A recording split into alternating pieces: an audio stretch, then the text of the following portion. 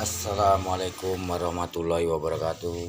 Selamat malam teman-teman, saudara-saudara sebangsa setanah air. Selamat merayakan Hari Kemerdekaan 17 Agustus 1945 di tahun 2022 ini. Salam kopi panas. Salam kopi panas.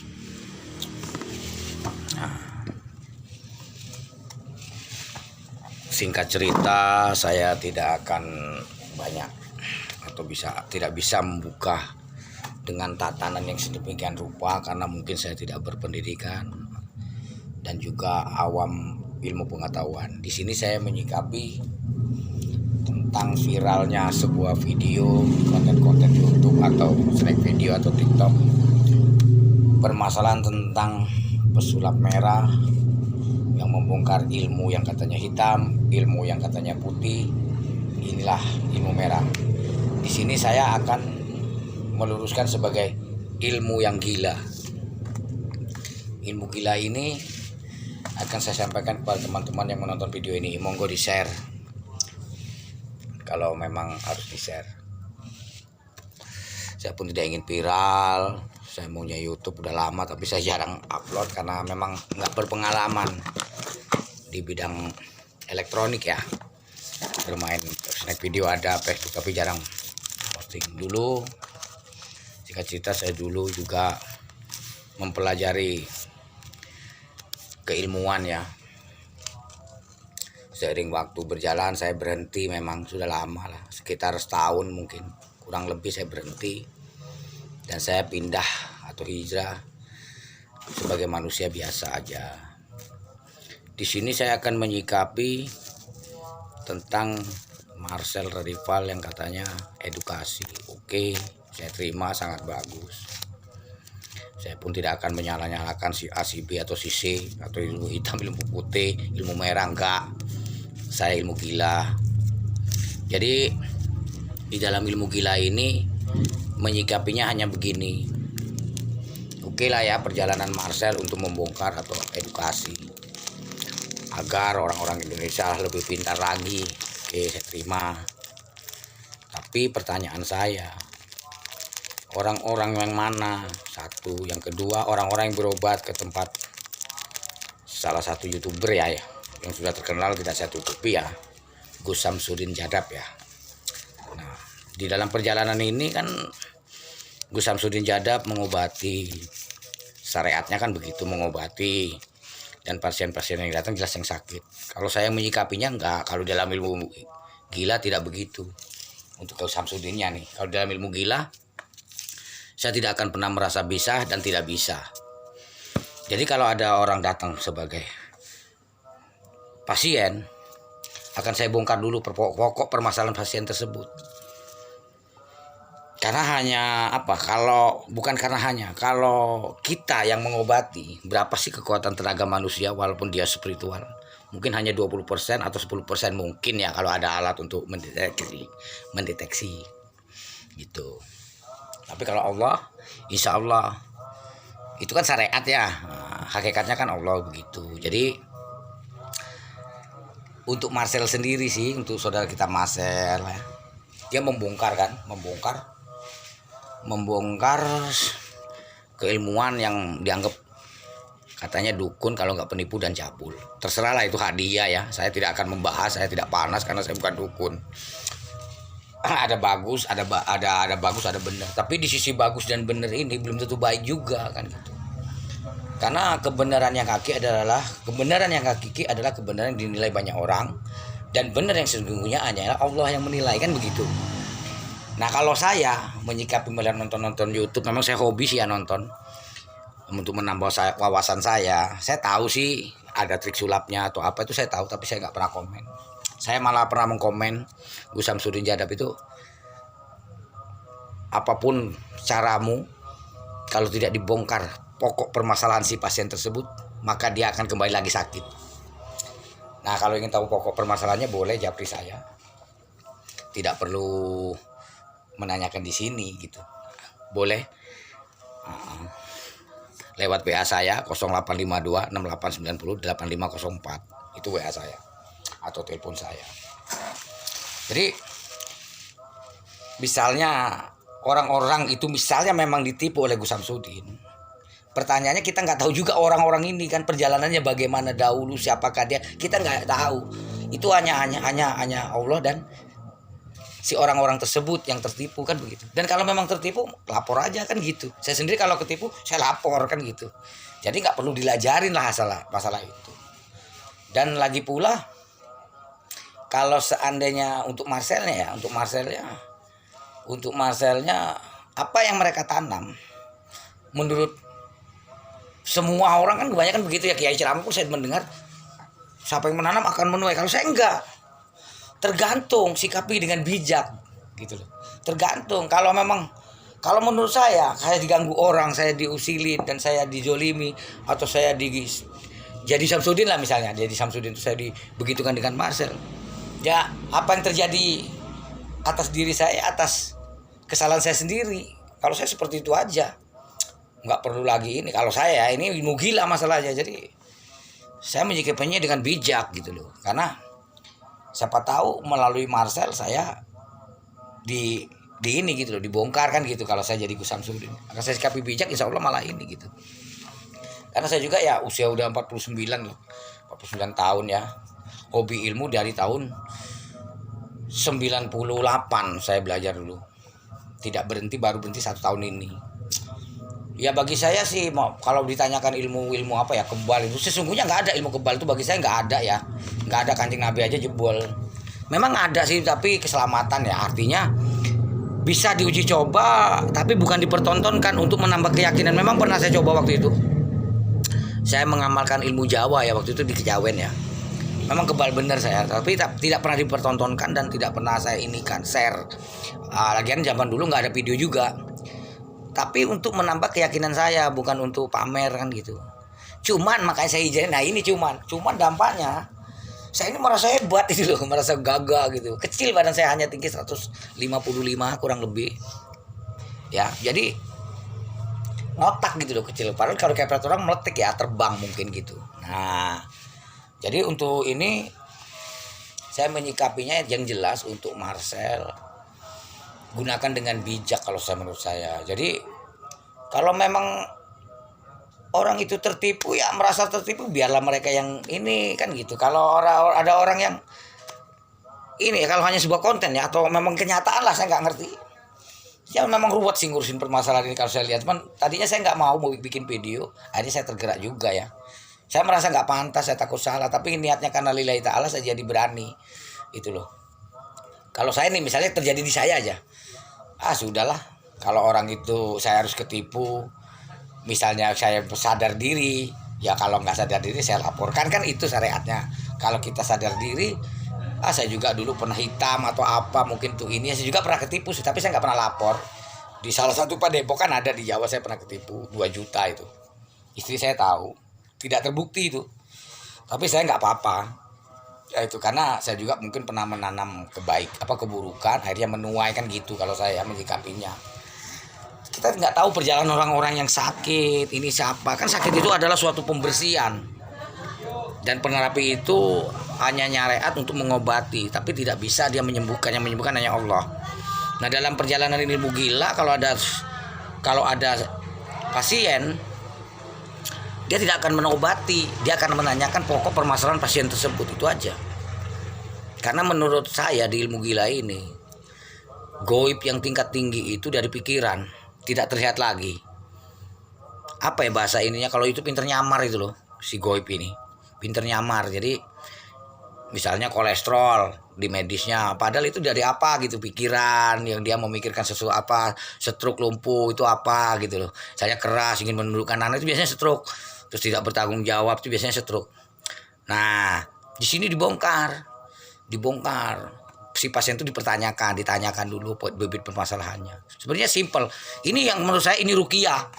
Jadi tanpa doa-doa yang seperti itu tak ada kalau saya. Jadi malah si pasien itu saya suruh bertobat, memohon ampunan. Nanti akan saya minta doa kepada Allah, ya Allah kalau memang pantas orang ini untuk sembuh, Hamba minta engkau sembuhkan kalau memang pantas, dan hamba mohon terimalah tobat ibu atau pasien tersebut agar dia sembuh, bisa kembali semula.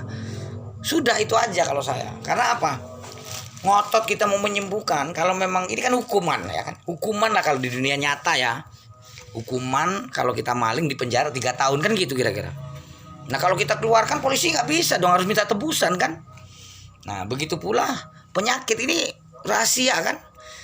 Nah, menurut saya penyakit itu adalah penebusan dosa, ya kan, pembersihan diri, karena banyak, ya kan, dari harta, dari sifat, dari kelakuannya, atau dari apa ya.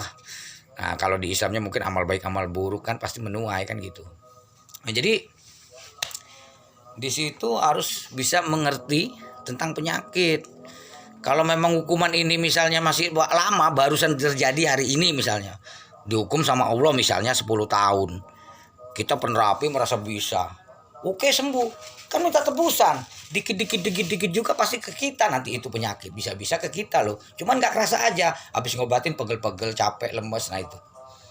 Nah, nggak ubah seperti Marcel ini, dia mungkin belum terasa, mungkin dia tidak peka atau nggak tahu ya.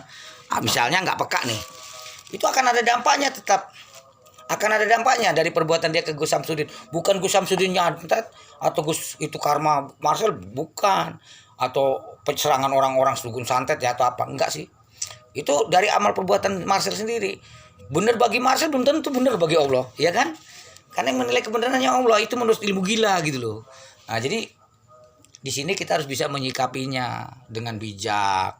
Kalau saya pribadi, saya nggak pernah usil, saya nonton terus itu, karena di dalam sosmed ini takutnya isu atau settingan atau apa, saya kurang paham ya di dunia sosmed, makanya sangat berhati-hati. Saya juga dulu setahun yang lalu sempet sih masih jual-jual minyak ya, minyak, tapi kebanyakan ya berhasil situ, ada ya pembuktiannya di FB saya. Ada juga yang nggak berhasil, satu, kalau nggak salah 2 kali saya, 2 kali, tapi banyak berhasilnya. Cuman yang satu itu emang nggak ada mahar dia. Nah sekarang ini saya nggak pernah merasa bisa, jadi saya hanya mendoakan, kali kalau ada orang minta tolong, ya namanya orang minta tolong kita tolong ya, nggak perlu ngomong mahar, saya ya udah tolong. Bahkan ada yang dari Malaysia ya itu, yang ya saya bantu, alhamdulillah berhasil itu. Saya malah nggak pernah konsen, jadi malah ya Allah kalau memang pantas si A bin si A ini untuk mendapatkan jodoh, hamba minta segera engkau berikan jodoh kan gitu. Terus saya zikiran sebisa saya hanya bisa istighfar aja, orang saya nggak bisa apa-apa ya, nggak bisa baca Quran, nggak pendidikan, jadi saya baca istighfar aja. Tapi saya menghayati rasa dari istighfar tersebut, gitu loh. Jadi alhamdulillah, langsung berhasil, gitu settingnya. Ditransfer saya, padahal saya nggak minta, ditransfer 150.000, alhamdulillah bagi saya. Wah kok kecil amat ini, ya terserah, itu hak mereka yang bicara, kalau saya nggak apa-apa. Karena kita nggak merasa punya gitu. Kalau di dalam ilmu gila seperti itu, nggak ada seperti itu, nggak ada harus mahar sekian. Kalau dulu iya saya, berapa pak minyaknya, sekian. Karena mahar bagi saya itu kan suatu mas kawin ya, kalau nggak ada mahar kan nggak sah. Jadi perjalanan ini saya mohon lah untuk teman-teman, jangan terlalu ini juga gitu loh. Jadi kalau memang perjalanan mereka memang harus ketipu, ya biarkan. Kan itu Allah yang ngatur dunia ini, bukan kita hanya syariat, kan itu hanya syariat. Kayak Marcel itu hanya syariat, Samsudin hanya syariat, itu kan. Ya, jadi sesungguhnya itu perjalanan. Jadi kalau Marcel nanti ini perjalanannya, ya Marcel akan mendapatkan ini, suatu penyakit yang dari Allah langsung, yang dikit-dikit nggak kerasa, nanti lemes atau apa, nanti sakit, itu tuh bisa terjadi. Jangan salah, itu bukan santet, itu akibat perbuatan kita gitu.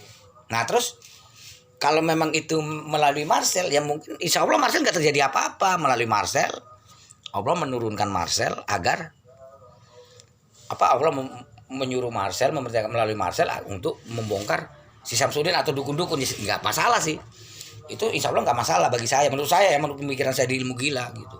Jadi ini harus kita pahami, intinya gunakan dengan bijak kalau saya dalam berbuat. Jadi kalau kita dijolimi orang ya kita segera meminta maaf. Kalau nggak berani karena dia lagi emosi, ya kita maaf dikala kita duduk lah.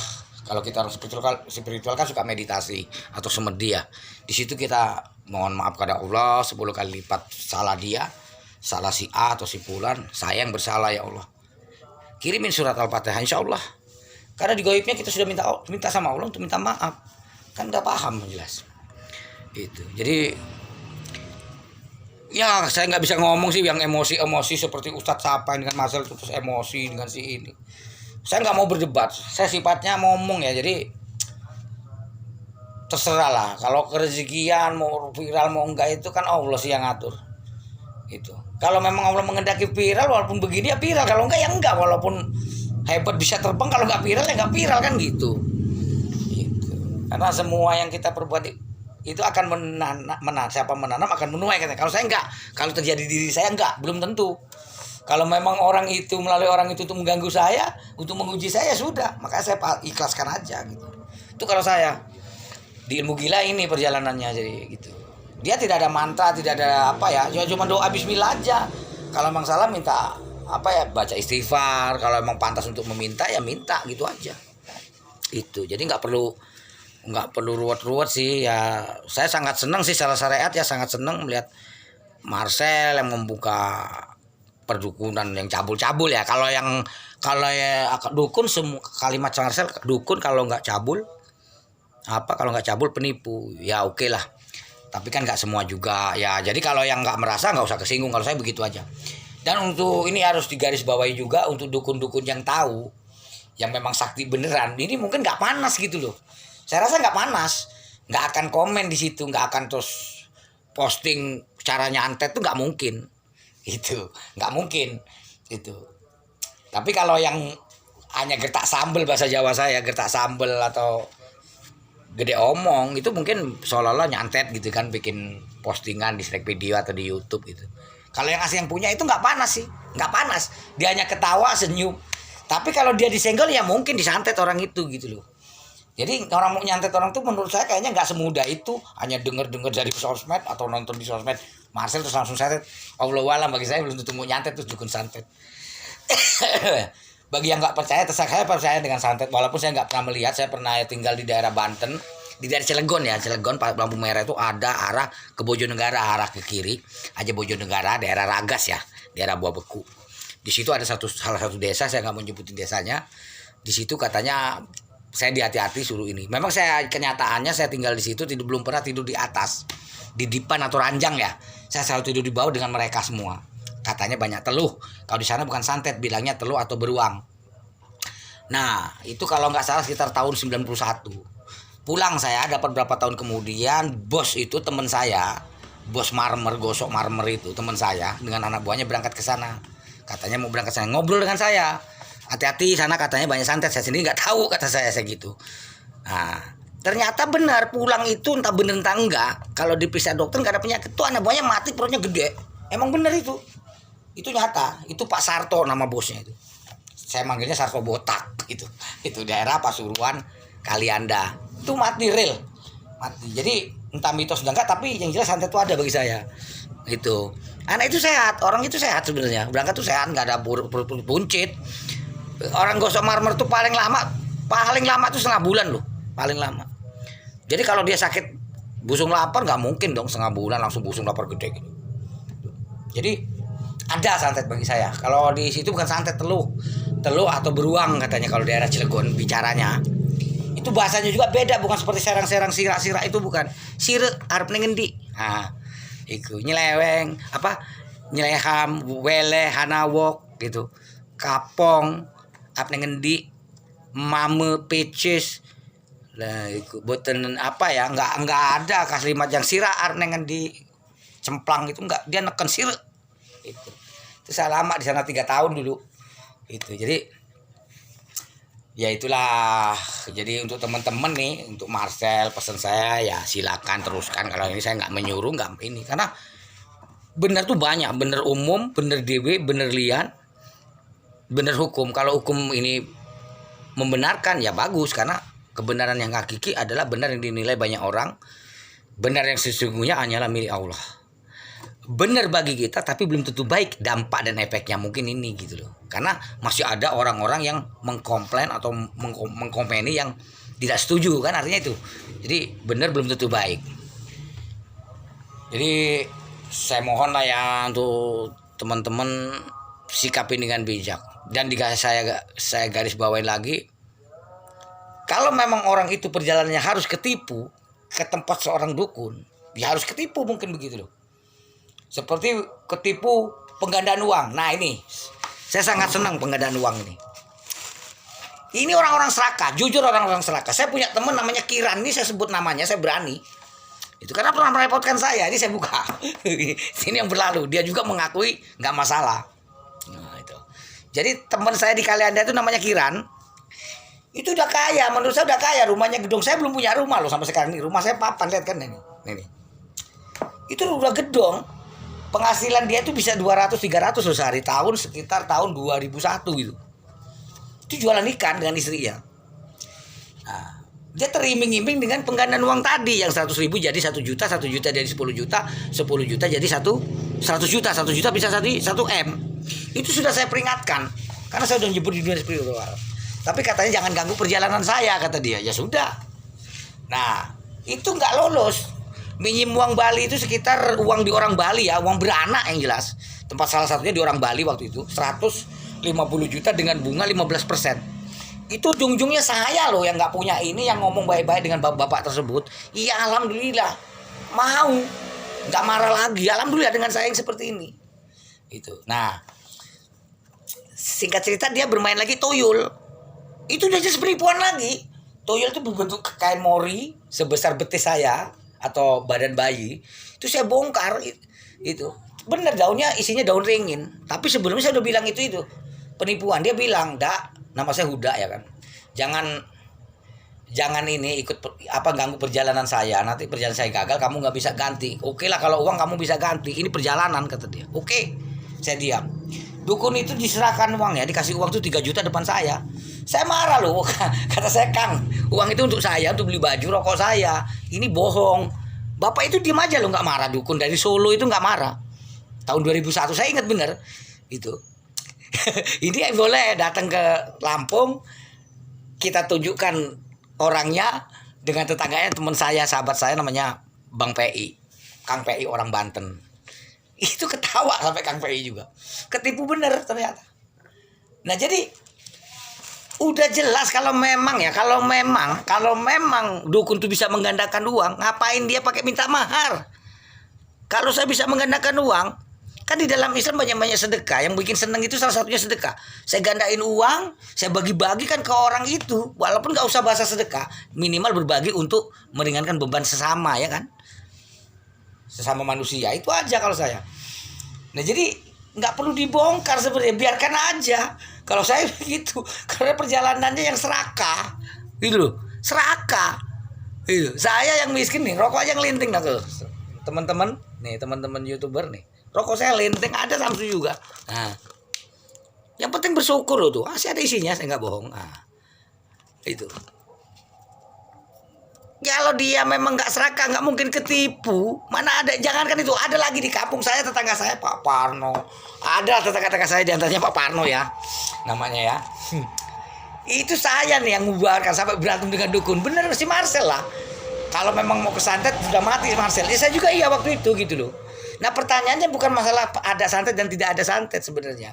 Mungkin karena karena teman-teman saya itu dalam keadaan yang ditipu, dan saya di situ bukan membongkar tapi sebagai kalau di ini sebagai wasit menurut dia. Jadi tolong perjalanan kita ini dilihat, kamu ikut, kita bawa kemana aja kamu. Kalau memang palsu, kalau memang penipu, kalau benar-benar ternyata banyak penipunya, sampai saya ditantang 12 peluru loh tahun segitu. Itu ada, masih hidup semua orangnya itu nyata. Jadi akhirnya singkat cerita berhenti.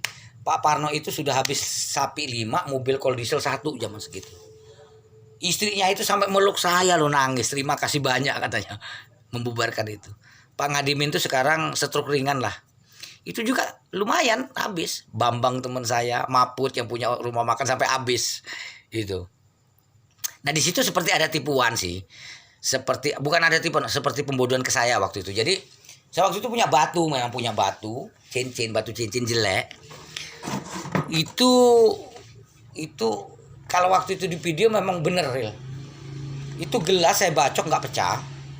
Tapi bila saya isi air, saya kasih batu, gelas itu nggak pecah. Saya memang dapat nemu sih itu. Tapi nggak pernah saya pamerkan di video-video zaman segitu juga, nggak ada HP Android sih sepertinya. Nah jadi belum ada HP Android, jadi juga nggak pernah membicarakan hal itu.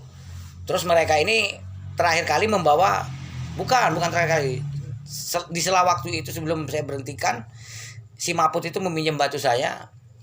Berapa hari kemudian nemuin saya di rumah, dia memberikan uang 5.000. Katanya begitu banyaknya pusaka penarikan uang goib itu, semua pusaka yang ada cuma satu tinggal punya saya, yang lainnya pada patah, ada yang hancur. Saya nggak tahu, saya nggak ikut waktu itu. Katanya punya kamu ini, katanya yang utuh. Jadi ini kalau punya kamu punya anti cukur dah, mungkin bisa banyak. Saya nggak terpengaruh, nggak ada kata saya.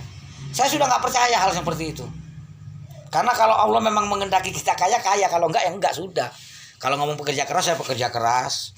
Saya dulu pekerja keras, sekarang enggak saya. Saya udah di rumah aja, mensyukuri nikmat Allah. Insya Allah. Jadi ini saya harus garis bawahi, kalau memang ada orang ketipu di ini kebanyakan orang serakah. Kebanyakan nggak semua, kebanyakan orang serakah. Karena diantaranya teman saya, Pak Parno itu udah punya mobil loh, pengen menggandakan uang. Pak Ngademin tuh mapan loh, gitu. Maput punya rumah makan. Ini kan orang-orang serakah yang nggak mensyukuri nikmat Tuhan. Itu ya nikmat Allah lah. Kalau Islam nanti dikira saya ini orang apa kan gitu. Saya Islam insya Allah itu. Jadi maaflah teman-teman, harus singkatnya beginilah. Untuk Gus Samsudin, monggo silakan. Kalau nggak merasa menipu, nggak usah panas, monggo obati. Kalau memang ada ibu-ibu yang terasa ketipu, yang untuk ibu-ibunya monggo laporkan aja Gus Samsudin Jadab. Tapi harus digarisbawahi juga untuk ibu-ibunya. Untuk ibu-ibu ini yang tahu siapa ibu, kan hanya ibu dengan Tuhan ibu. Jadi sebelum bertindak harus koreksi diri dulu. Mungkin melalui Gus Samsudin, kalau memang ibu merasa ketipu, melalui Gus Samsudin, saya ketipu. Tapi ibu lihat dulu siapa ibu, pernah nggak nipu orang, pernah nggak. Ini kan koreksi diri lah, intinya seperti itu. Misalnya kan gitu. Untuk Gus Samsudin begitu, terapi-terapilah. Tapi jangan pernah merasa bisa, merasa mampu. Itu kekuatan manusianya 20% Gus Samsudin. Tapi kalau kekuatan Allah tidak terhingga. Nah, jadi jangan pernah merasa bisa. Hanya syariat loh itu. Iya kan? Hanya syariat mengobati supaya sembuh. Siapa tahu sembuh, gak sembuh ya sudah. Bener, saya juga tukang terapi loh. Real, saya mau pakai jari, saya belajar pakai titik-titik saraf. Itu.